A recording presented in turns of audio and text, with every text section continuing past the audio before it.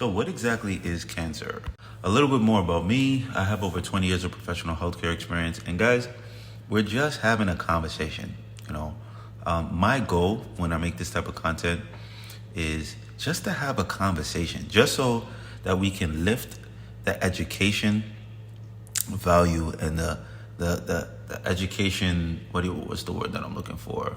The education barometer higher, because a lot of people don't understand anything about their health. And like I said in the beginning of this video, I have over 20 years of professional healthcare experience. That's a long time. That's a hell of a long time. And let me tell you something. People don't understand their health. And I think that if America was a little bit more educated, things like 2020 wouldn't have ever been so severe. You hear people say things like, "Oh, don't take the vaccine because it's this, da, da, da, da, da, da." And you hear some people say, "Oh, take the vaccine. You need to take it because it's this, da, da, da, da." And it's all coming from a place of fear, and it's all coming from a place of ignorance. I'm not the smartest guy in the world, but the value that I think I can provide to you is that I'm very good at communication. I've always been like that. I'm extremely good at communication. I could talk to somebody from the inner city. I could talk to somebody who very prestigious. I could talk to the president of the United States. I could talk to the janitor, the CEO of a company, and I will all talk to them the same exact way. That's one of my skill sets. And I don't talk at people. I talk to people. So watch this video all the way to the end if you want to learn exactly what cancer is. And so you could become a little smarter, right? And always remember this, and I want to tell you this before I begin, right? If you hear information, and this is a good, what's the word that I'm looking for? This is a good way to discern whether something is good or bad, right? So let me explain. So if you hear, stay with me here. If you hear information, right, and it incites fear, and it makes you afraid, that's not information. That's not good information. Information is supposed to bring about revelation, right? And revelation will bring about transformation. But before transformation comes education. So when you hear information and it transforms you and you become enabled, you start to gain confidence, then it's good information. That's good information, because that's what good information is supposed to do. Information is supposed to excite you. So if you hear something and it's making you feel afraid, yeah, you have to do more, or it's probably out of context. It's, some people call it fear mongering, which people usually do to, sell a product or a service or something like that. But basically, always remember that. So if you hear something and it makes you feel afraid, like for example, some people say, "Don't eat McDonald's," and they're selling corn syrup, and and they're saying all of that, and it's making you feel afraid, or it's making you feel like, "Oh, I can't do anything," then that information, you're just looking at it through a very obtuse lens, and you have to become more educated so you can understand how you can, one, become educated so that you can operate your life as you see fit, and two, so nobody can really fool you, or and you become smarter, right? So yeah, let's get into the video. So the best way to explain cancer is basically, my money here, is basically a whole bunch of bad cells, right? So I'm not going to use any medical jargon in this video, but I do want to help you understand what it is and increase your education level when it comes to health, right? Because everybody should know this. Everybody should really know this. And America is unhealthy, probably the most unhealthiest nation, even though it's the wealthiest, because, a lot of people don't understand their health. They make it so confusing, just on a basic level, And, so many people are afraid of the doctors, and the doctors are really just doing their job. They don't understand that it's really like the whole healthcare system. So it's the insurance companies, mainly the insurance companies. The doctors are just a part of it. And not saying that there's all good doctors and nobody's bad, but at the same time, the best way to offset that, all those variables, is if you, the individual, is more educated. So yeah, hopefully you guys understand. So cancer is just a collection of bad cells inside of your body going rogue. So simply put, as simply as I can possibly put it. You probably learned this in your second grade science class. Our body is made of cells, right?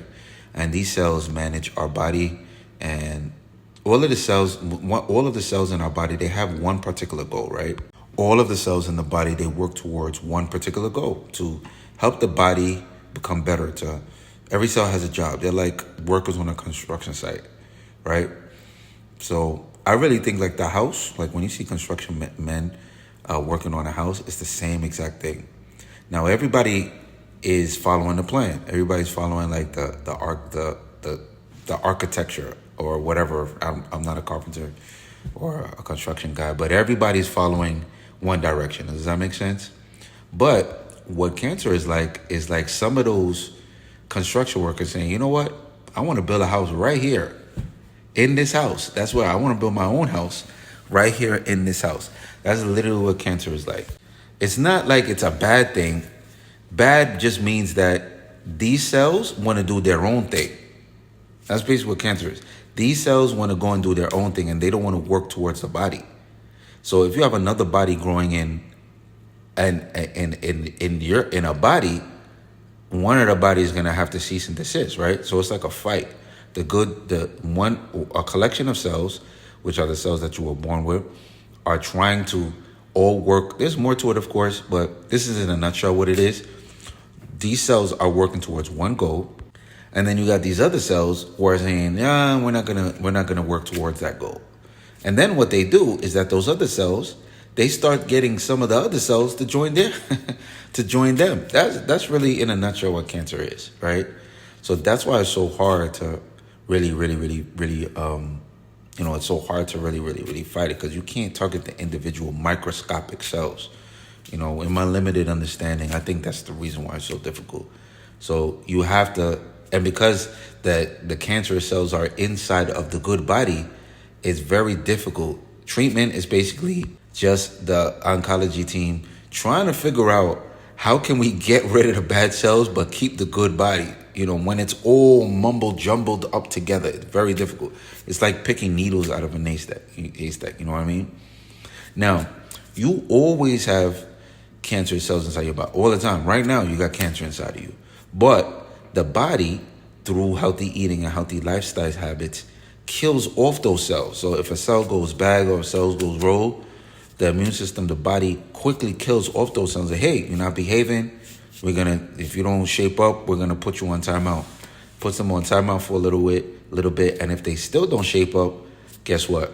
The cells come in, and then they eradicate those cells, and then they build new ones that are following the path of the whole body. Is this making sense? Let me know in the comments if this is making sense, okay? So that's what cancer is in a nutshell. So when it's stage 1, stage 2, stage 3, stage 4, that's just the aggressive. So stage 4 is where this thing is like the body can't fight them off anymore. Stage 2, stage 3, stage 1, 2. It's like the body can't really fight it off anymore, right? So what you want to try to do is I firmly believe, because I have 20 years, I think everybody is already at stage 1. Because if you even look at any type of cancer, they usually find it at stage 2. Stage 2 is when the symptoms come up. I think everybody is at stage 1. You want to try to stay at stage 1 or below stage 1 for the rest of your life. You understand what I'm saying? I think everybody's really at stage 1 because there's always cancerous cells inside of you, but the body just fights it off quickly. So you want to always stay at stage 1 for the rest of your life, right?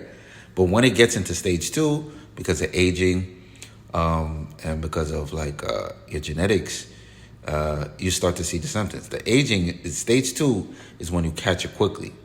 When you start to see symptoms. That's when symptoms start to progress. But remember, your cells are so microscopic and they're so small. So they're always there, but you don't feel it and it doesn't manifest until it shows up as something. And then you're like, oh, what's this? And usually people get afraid, but that's when you should become interested and curious. Like, oh, what's this? All right, let me go into the doctor and da. Because most people, they try to ignore it because the healthcare system is very, very, very standoffish. It's not very inviting. I really firmly believe that the healthcare system needs to be revamped, and it has to be more like a restaurant. Like, I want to get something to eat. That's how a checkup should be like. I want to go get something to eat. You should go get a checkup and see if everything is okay. Literally. I think it should be like that. Let me just go get something to eat. But it's not. It's more like it has to be this big daunting thing. And that's what I'm against. This is the reason why I'm making the content that I'm making right now. So that's basically in a nutshell what cancer is. So if you know anybody who has cancer or anything like that, eating well and drink and putting the right nutrients in your body, that's how you're helping your body fight it off, right? But prevention is the best cure. I can't stress that enough, man. The best way to prevent something is just not to get it. That's why when you're health educated, you won't do these things. Because prevention is the best cure. Most people wait till they get sick and then they want to go call a bishop and the pastor and they want to call it. I seen it all. Like I said, healthcare experience for 20 years, 2 decades. They drink and they smoke. I've watched lung cancer patients have lung cancer. Come into the facility to do like a procedure because they got lung disease. And they ask me how long it's going to take because they have to go outside and smoke a cigarette. Jesus Christ. And then by that time, it's a habit. Once it's a habit, that's it. Your brain is giving up. Your body is giving up. Once it's a habit, because your body knows, your brain knows and is aware that this is a habit, man. I got to stop. Once your brain gives up, the body's going to follow. There's definitely a brain-body connection. If you don't stay in a fight, your body's going to give up. Your mind's going to give up first, and then your body's going to follow. So, yeah. But I've watched everything. So that's exactly what cancer is and what you have to do to help yourself. Because remember, prevention is the best cure. And if you can prevent something from happening, you've cured it. Think about it like poverty. How do you prevent poverty from happening? You go to work every day. Every day you wake up and you go to work. That's how you don't get broke, and that's how you don't exist in poverty. By doing something every single day. But, if you don't pay attention to it every single day, what you think is going to happen?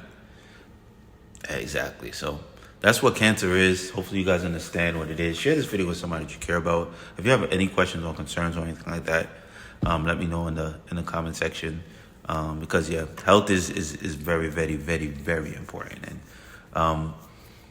I'm a Seventh-day Adventist, and you probably guys don't know what Seventh-day Adventism is, but Seventh-day Adventists, they live a healthy lifestyle. Like Seventh-day Adventists live longer than any other demographic on the world. There's actually something called a blue zone in Loma Linda, California. And we live the longest of anybody in the whole entire world. Seventh-day Adventists. So we don't drink, we don't smoke, no tattoos, things like that. People usually say that we're cults, but if you've ever met a Seventh-day Adventist, like, they live long. I think up to 10 more years than the average person in the United States of America. And Loma Linda, look it up. It's called a blue zone. If you don't believe me, do your research. Look it up. It's called a blue zone. So yeah. Definitely share this video with somebody that you care about. If you have any questions, just put it down in the comment section, because I would love to have a conversation with you guys. And I'm going to try to make more content like this. Just talking to you, like we're just having a conversation. That's it. All right, guys. Take care.